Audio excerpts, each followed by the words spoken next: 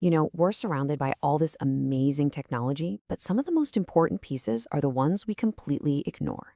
So today, we're going to crack open that humble power adapter. Yeah, that little black box that powers your laptop to find an absolute marvel of engineering that makes our whole digital world tick. Okay, let's just dive right into the core problem. Our gadgets, our computers, our phones, they need a perfectly steady, clean diet of what's called direct current, or DC power. But the juice coming out of your wall, that's a totally different beast. It's a wild, messy alternating current, or AC. So the big question is how on earth do you connect the two without, blowing up your expensive laptop? And the difference is, well, it's huge. You can see it right here. On the one side, you've got that AC sine wave from the wall. Its voltage is constantly swinging back and forth, from positive to negative, about 60 times every second. On the other side, you've got this beautiful, flat, stable DC line that your device needs to live. But just flipping one to the other, that's not even half the battle. The real trick is doing it cleanly. See, the first attempts at converting AC to DC were, let's just say, not great. They were super inefficient. They'd sit power from the grid in these really ugly, spiky gulps, and that created this kind of electrical pollution that could mess with other things plugged into the same wall. So the problem was way bigger than just powering one device. So to fix this whole pollution issue, engineers set this new, incredibly ambitious goal. They wanted to design a power supply that, from the power grid's point of view, acted like a perfect, simple, well-behaved customer. And this perfect state has a name. It's called unity power factor. Just picture that smooth AC voltage wave coming from the wall. Well, a device with unity power factor draws a current that looks exactly the same. A perfect wave, rising and falling in perfect time with the voltage. It doesn't waste any energy, it doesn't create any noise. It is, for all intents and purposes, the perfect electrical citizen. And this quote from MIT professor David Peralt just nails it. The ultimate goal is to trick the power grid, to make it think that this super complex, high-speed piece of electronics is nothing more than a simple, boring old resistor. I mean, that's just beautiful design right there.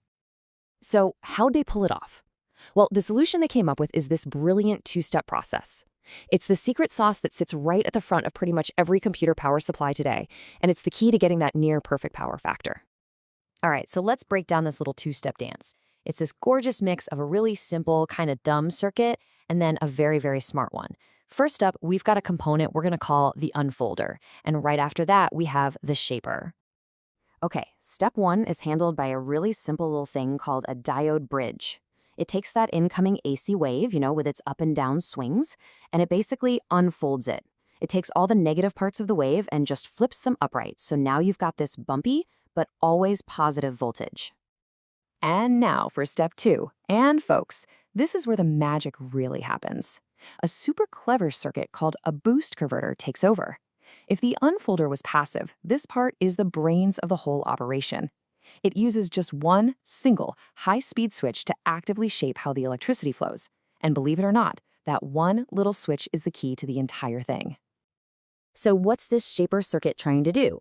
Its whole job is to draw a current from the wall that perfectly, and I mean perfectly, mimics the shape of that unfolded voltage wave we just made.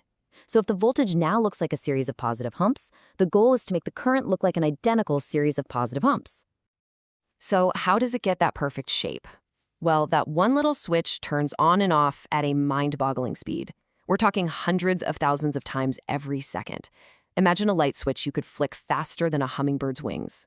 All that high-speed chopping creates a really jagged current up close, but if you kind of zoom out, the average of all those tiny little spikes and valleys perfectly traces that smooth wave we want.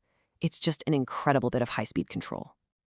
But this beautiful solution runs headfirst into one last, totally unavoidable problem. It's a fundamental mismatch that's baked into the laws of physics and the nature of AC power itself. Just think about it for a second. That AC wave coming from the wall, even after we've unfolded it, still drops down to 0 volts over and over again. And when the voltage is 0, the power you can pull is, well, it's 0. So if the power coming in is constantly disappearing, how in the world does your computer stay on? So here's the problem in a nutshell. The power coming in from the wall is pulsating. It's going up and down, up and down. But the power going out to your computer needs to be a constant, solid, flat line. So you have this permanent mismatch between supply and demand, and the laws of physics say that energy difference has to go somewhere. And the solution is an energy buffer.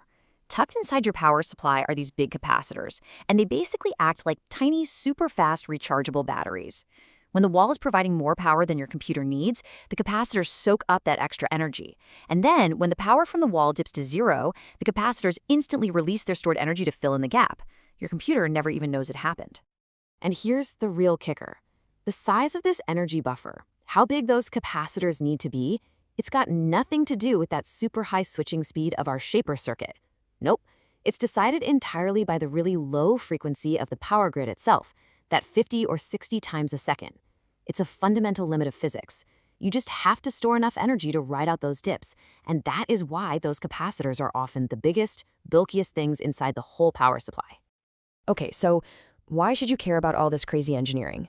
Because the ideas we've just talked about have an impact that goes way, way beyond just charging your laptop. This is honestly one of the foundational technologies of our entire modern electrical world. This exact same idea, this clean, two-way power conversion, is what lets an electric car do regenerative braking, sending power back to the battery when you slow down.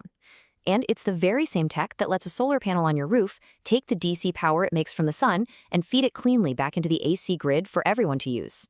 It's the key to a smarter, more stable grid and to our renewable energy future.